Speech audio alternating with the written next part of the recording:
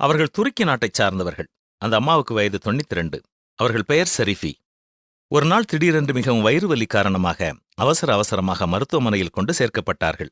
பலவிதமான சோதனைகள் நடத்தப்பட்டு அவர்களுடைய குடலில் ஒரு பகுதி கிழிந்திருப்பது கண்டுபிடிக்கப்பட்டது. அதற்கான காரணம் என்ன என்பதை ஆராய்ந்து பார்க்கும் பொழுது கட்டாயம் அறுவை சிகிச்சை செய்ய வேண்டும் என்று முடிவெடுத்தார்கள். 2 மணி நேரம் அந்த அறுவை சிகிச்சை நடைபெற்றது. உள்ளே இருந்து 28 பேரிச்சம்பழங்களினுடைய கொட்டைகள், 35 ஆலிவ் கொட்டைகள், மேலும் 5 கல் போன்ற பெரிய பெரிய கட்டிகள் எடுக்கப்பட்டன. இந்த பெண்ணுக்கு ஒலிவ பழங்கள் ஆனாலும் சரி, பேரிச்ச பழங்கள் ஆனாலும் சரி, மிக விருப்பத்தோடு அதிகமாக உட்கொள்வார்கள். இவர்களது பிரச்சனை என்னவென்றால், அதன் கொட்டைகளை வெளியே துப்புவதற்கு பதிலாக அதை வேண்டுமென்றே விழுங்கி விடுவார்கள்.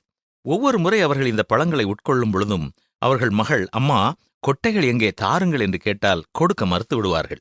பரிபூர்ண சுகத்திற்காக நீண்ட நாட்கள் மருத்துவமனையில் இருக்க வேண்டியதிருந்தது. இப்பொழுது அவர்கள் சொல்லுவது என்ன?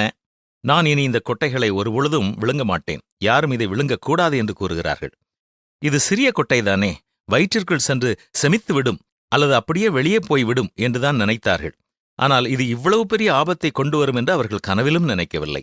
நம்முடைய வாழ்க்கையிலும் நாம் நம்முடைய கண்கள் மூலமாய் நம் மனதிற்குள் செல்வதும், நம் காதுகள் மூலமாய் மனதிற்குள் செல்வதும் தவறான காரியங்களாக இருக்குமென்றால் அது நம்முடைய முழு வாழ்க்கையுமே பாதித்துவிடும்.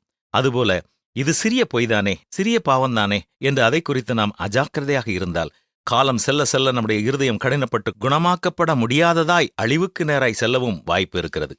எனவே இப்பொழுது நம்முடைய மனசாட்சியும் பரிசுத்த ஆவியானவரும் நம்மை எச்சரிக்கும் பொழுது நாம் விட்டு விலக வேண்டிய சிறு சிறு தவறான காரியங்களையும் விட்டு விலகுவதே சிறந்தது.